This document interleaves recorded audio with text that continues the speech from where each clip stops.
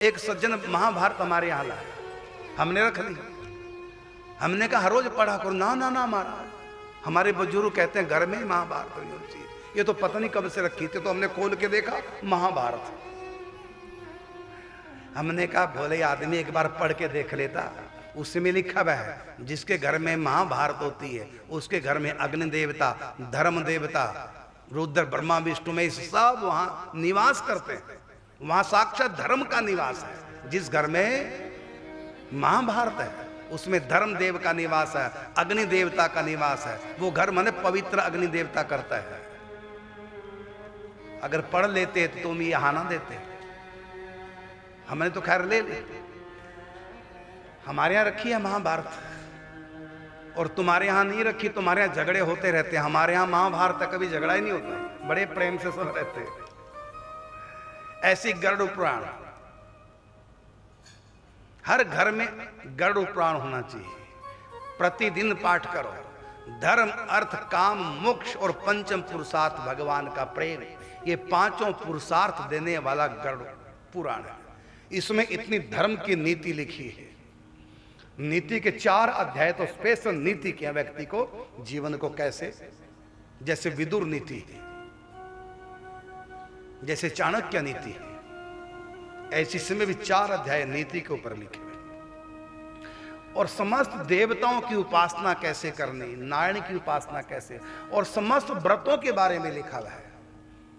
7 सप्ताह के वार, अलग अलग वार की व्रत की महिमा, कैसे व्रत करना, क्या महिमा कौन से वार की, इस पर स्पेशल एक अध्याय।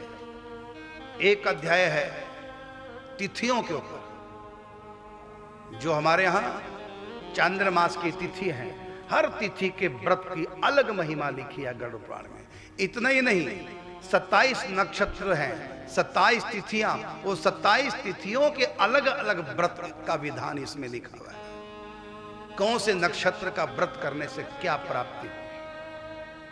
और इसमें लिखा हुआ है कि 10वीं जिस एकादशी में स्पर्श हो जाए उस एकादशी में व्रत नहीं करना चाहिए।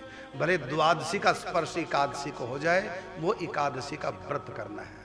भगवान गरुड़ से कहते हैं कई बार 3-3 तिथियां एक ही दिन में पड़ जाती हैं, एकादशी, द्वादशी और त्रयोदशी। उसको त्रिस्पर्शा एकादशी कहते हैं, उसकी बड़ी महिमा है। तो एकादशी में द्वादशी आ जाए वही व्रत करो। यदि एकादशी में 10वीं तिथि स्पर्श कर गई वो व्रत नहीं करना चाहिए। अर्थात जब भी 2 एकादशियां पड़े तो बाद वाली एकादशी करनी चाहिए। और भगवान नारायण गरुड़ से कहते हैं इतना ही नहीं, कोई भी जयंती है, किसी भी देवता का जन्मदिन है, तो जब हम उसका व्रत करें वो तिथि कहीं 2 दिन पड़े, पहले दिन आज भी जन्माष्टमी, कल भी अष्टमी, तो कौन सा व्रत करें, बाद वाला। क्योंकि पहली वाली जन्माष्टमी में सप्तमी का मिश्रण है और अगली जन्माष्टमी में नवमी का मिश्रण है। तो आगे वाली एकादशी तिथि उसमें मिश्रण हो जाए, लेकिन पहले वाली ना हो। और यहां तो लिखा है कि गंधारी ने गलती से 10वीं मिश्रा एकादशी कर ली थी। गरुड़ पुराण में लिखा है। गरुड़ से भगवान कहते हैं कि गांधारी ने 10वीं मिश्रा एकादशी कर ली थी, इसलिए उसकी एक भी संतान नहीं बची। पुण्यों का, जिस पुण्यों के प्रभाव से उनके यहां संतानें हुई, उस पुण्यों का नाश हो गया। अर्थात जो 10वीं वाले एकादशी करता है तो संतान का सुख नहीं मिलता। संतान उसे लड़ेगी, झगड़ेगी, उसकी बात ही नहीं मानेगी, मन मर्जी करेगी, और माँ बाप उस संतान के कारण से कष्ट पाते हैं। ये कब होता है, जब हम 10वीं मिश्रा एकादशी कर लेते हैं। जिस पुण्यों के प्रभाव से घर में संतान होती है और वो संतान उस पुण्यों का सुख देती है। यदि हम 10वीं मिश्रा एकादशी कर लें तो संतान हमसे उल्टी चलने लग जाएगी, हमारा पाप के कारण से, फिर वो कष्ट माँ बाप को मिलता है। इसलिए जब भी 2 एकादशियां पड़ती हैं, कौन सी व्रत करना है। लोग यहाँ इतने फोन कर देते हैं, परेशान हो जाते हैं हमारे टीम के व्यक्ति सब, फोन सुनते हैं, आप बताओ कौन सी एकादशी करें, कल भी है, परसों भी है। अरे मैं कितनी बार बता चुका हूं, जब भी 2 एकादशियां पड़े फोन करके पूछने की आवश्यकता नहीं, दूसरी का व्रत करो। और कई बार 2 तिथि की जगह 3 भगवान नारायण गरुड़ से कहते हैं, तो कई बार एकादशी, द्वादशी, त्रयोदशी 3 तिथियां एक ही दिन पड़ जाती हैं। उसको 30 वर्षा एकादशी कहते हैं, उसकी और अधिक महिमा है। अच्छा ये बताइए एकादशी किसका दिन है, किसका व्रत है एकादशी? भगवान नारायण का या कृष्ण राम का? यही सब यही कहते हैं। कितने गलतफहमी में आप लोग हैं। एकादशी व्रत नारायण का नहीं होता, एकादशी व्रत उस देवी के नाम से होता है। एक देवी थी जो बद्रीनाथ भगवान के अंग से प्रकट हुई थी, जिसने राक्षसों का वध किया था। कोई देवता उस राक्षस का वध नहीं कर पा रहा था। अंत में भगवान के अंग से एक दिव्य शक्ति प्रकट हुई। और किस दिन प्रकट हुई थी वो? एकादशी के दिन। भगवान ने कहा तुम एकादशी के दिन प्रकट हुई हो, आज से तुम्हारा नाम एकादशी है और तुम पाप का शमन करने के लिए प्रकट हुई है। मेरी जो पाप नाशनी शक्ति है वही तुम्हारे रूप में प्रकट हुई है। आज एकादशी तिथि थी, एकादशी के दिन तुम्हारा प्रकट हुआ है, इसलिए तुम्हारा नाम एकादशी होगा।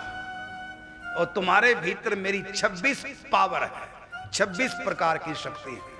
कोई पुत्र देने वाली शक्ति, पुत्रदायी एकादशी, कोई पाप मोचनी शक्ति। ये एकादशियों के नाम, एक ही एकादशी के 26 नाम है। ये 26 प्रकार के पापों का नाश करने वाली तुम होगी। और आज के दिन जो अन्न नहीं खाएगा, तुम्हारा व्रत करेगा, अन्न नहीं खाएगा, तुम उसके पापों का शमन करना।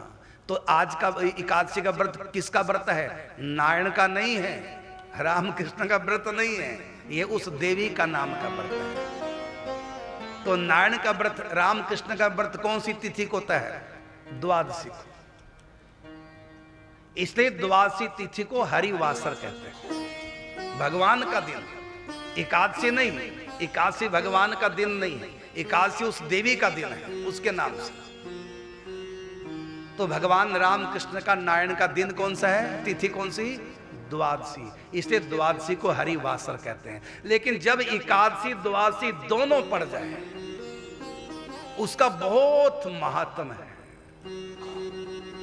तो उसको भगवान की पावर मिलती है, उस एकादशी को और मिल जाती है।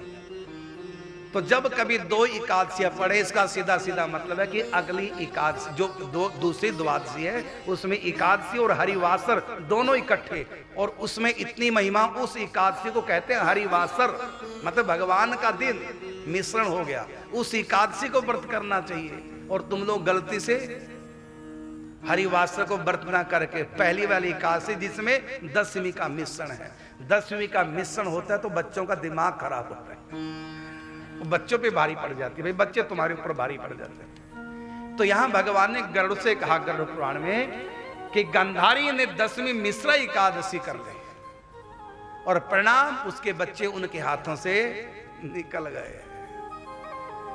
अपराध है। यहां तक लिखा है कि यदि राजा 10वीं मिश्रा एकादशी कर ले तो प्रजा के लिए दुर्भिक्ष हो जाता है, अकाल पड़ जाता है। इतना दोष है 10वीं मिश्रा एकादशी। 10वीं मिश्रा एकादशी करने वाले का तो इतना बड़ा पाप लगता है मानो उसने कुत्ते का झूठा खा लिया। जिस कुत्ते को छूने से भी दोष लगता है उसका झूठा मान लो उसने उस दिन खा लिया, अपवित्र हो गया। इसलिए जब भी 2 एकादशियां पड़े तो बाद वाली एकादशी करनी चाहिए। तो ये 50 अध्यायों में बीमारियों के बारे में बात है। तो ये बीमारियां कैसे कैसे ठीक होंगी, ये गरुड़ पुराण को सब अपने घरों में रखो और उसको पढ़ो और उसके अनुसार जो उसमें लिखा है उपचार करो।